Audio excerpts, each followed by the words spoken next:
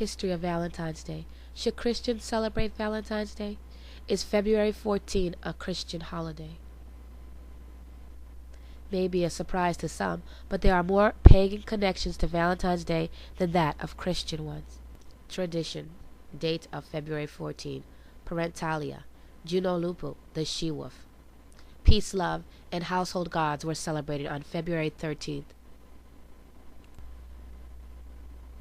The second day of Parentalia, February 14, was dedicated to Juno Lupo, the she-wolf, who suckled Romulus and Remus. Feast of Lupercalia. Young men and priests called Luperci will go to a grotto dedicated to Lupercal, the wolf god. They then would dress themselves in bloody skins of sacrificial goats. Afterwards, in an act of purification, ran a course through the city of Rome and Juno Lupo's cave around the Palatine Hill. Hitting women with strips of goat skin as they went to promote fertility. February 15 was the celebration of the second day of Lupercal, honoring Faunus, the god fertility, and the third day of Pantonelia, dedicated to Juno, Februata. The Romans played out a riot of romantic roulette. The Luperci drew the names of young women from a box, thus paired by the gods. The couples remained paired until the following Lupercalia. Cupid, the Roman god of love. One of the most famous of all Valentine's symbols. As the son of Venus, he is often depicted as a mischief-winged child whose arrows pierce the hearts of the victims, causing them to fall in love.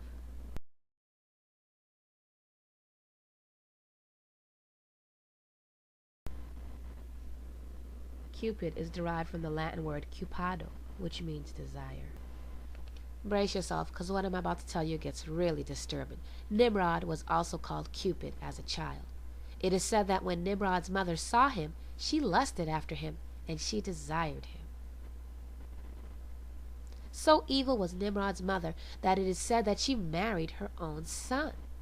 Inscribed on the monuments of ancient Egypt are the inscriptions, Nimrod, the husband of his mother. As Nimrod grew up, he became the child hero of many women who desired him. He was their Cupid. In the book of Daniel, he is called the desire of women, Daniel's 11:37. He provoked so many women to jealousy that an idol of him was often called the image of jealousy. After Nimrod's death, it was believed that he had ascended to the sun and was now to be called Baal, the sun god. Do you think these pictures provoke desire in pedophilers?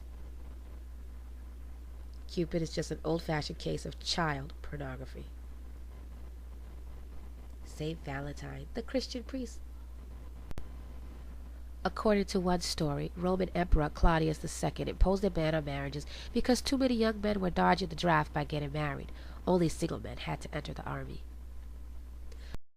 A Christian priest named Valentinus was caught performing secret marriages and sentenced to death. While awaiting execution, young lovers visited him with notes about how much better love is than war. The execution was said to have occurred in 269 CE on February 14th. Don't let this fool you. It's just another excuse to celebrate the ancient Roman pagan holiday on February 14th, disguised as holy with a Christian priest's propaganda. Now, there's another story about a different Christian priest named Valentinus. And from his story, we get the reason why we pass out Valentine cards. You already know. The Romans played out a rite of romantic roulette. The Luperci drew the names of young women from a box. This is how the story goes. This Valentinus was a priest jailed for helping Christians. During his stay, he fell in love with the jailer's daughter and sent her note signed, "From your Valentine." Paganism and Christian together thanks to the Catholic Church. But if you know your history, the religious leaders won't fool you. In 469, Emperor Gelasius declared February 14th a holy day in honor of Valentinus instead of the pagan god Lupercus. This allowed Christianity to take over some of the celebrations of love and fertility, which had previously occurred in the context of paganism. Pagan celebrations were reworked to fit the martyr theme. The church's version replaced a lottery of lovers with the lottery of saints. Instead of drawing names of young maidens from a box, Christians pulled out saints. Valentine's Day is no longer part of the official calendar of any Christian church. It was dropped by the Catholic Church in 1969. A return to a more pagan-like celebration of February 14 is not surprising, and neither is the overall commercialization of the day. The Catholic Church helped to make Valentine's Day a cultural holiday, and now it's all about the dollar bills. Valentine's Day, a commercial holiday.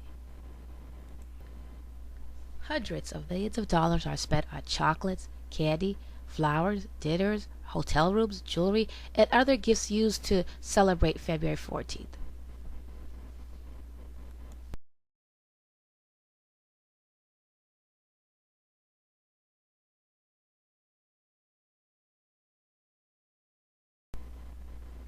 What does the scriptures have to say?